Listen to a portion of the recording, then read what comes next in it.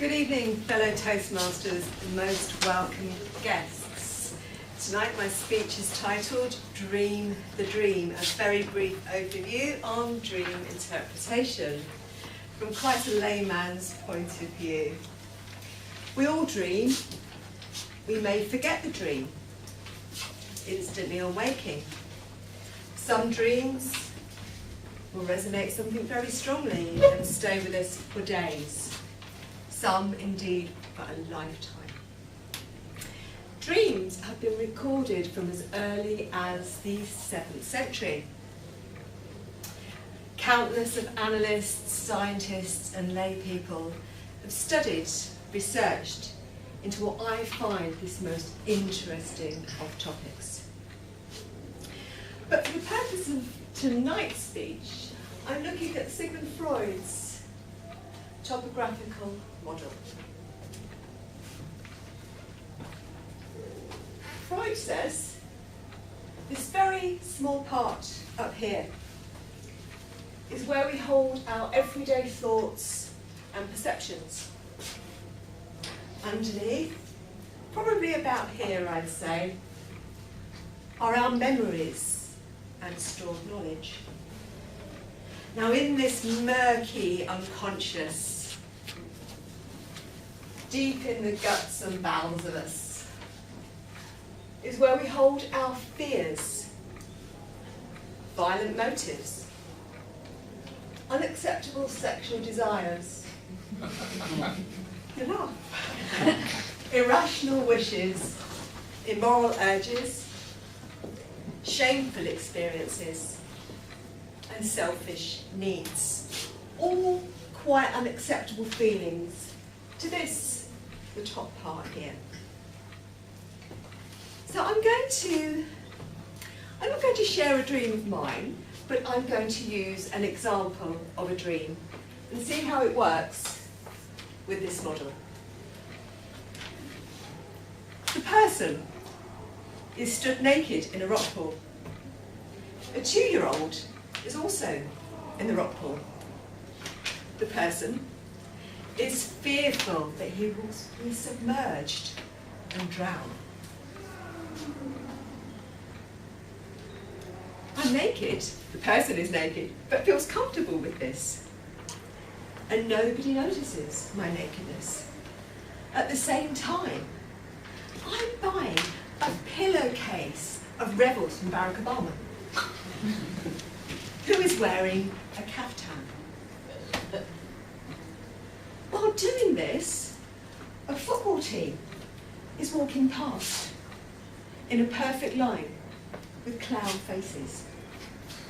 At the end of the line, it doesn't stop, at the end of the line is a girl hadn't seen for years, at school with.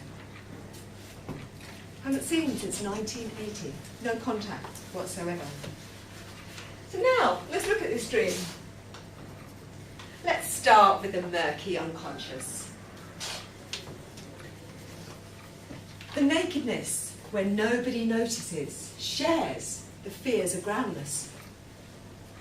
I don't have a fear of being exposed.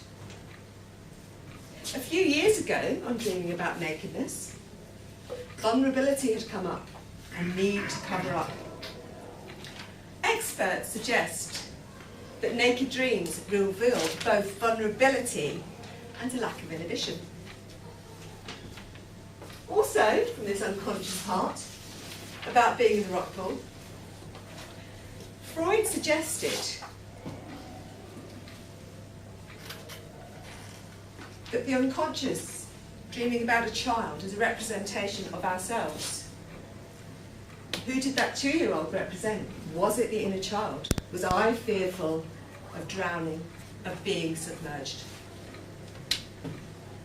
But way beyond is the sea, which was the fear.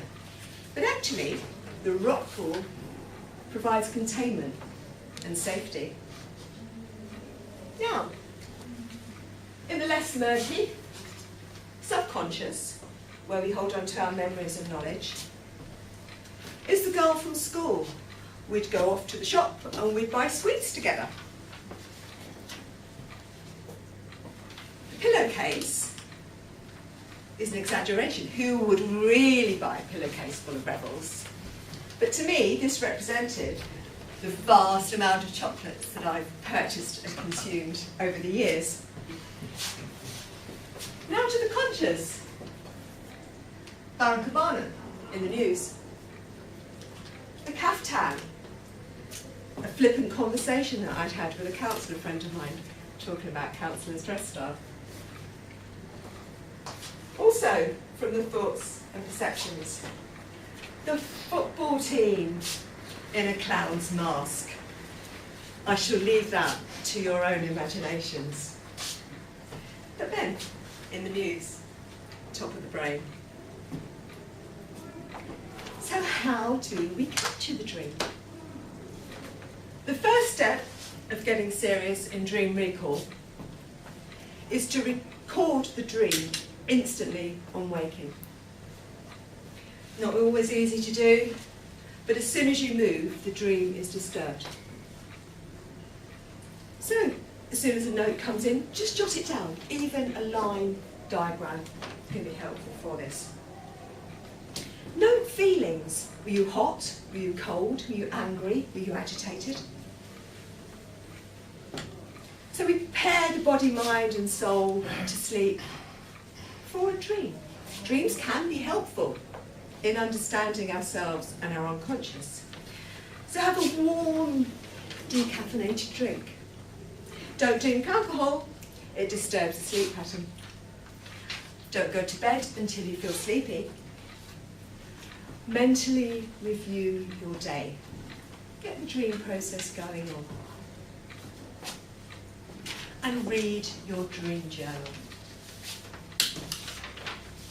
At a recent training, I learnt that the psyche will not accept what unconscious isn't ready for you. So don't be afraid of your dreams. It's only you. Sweet dreams.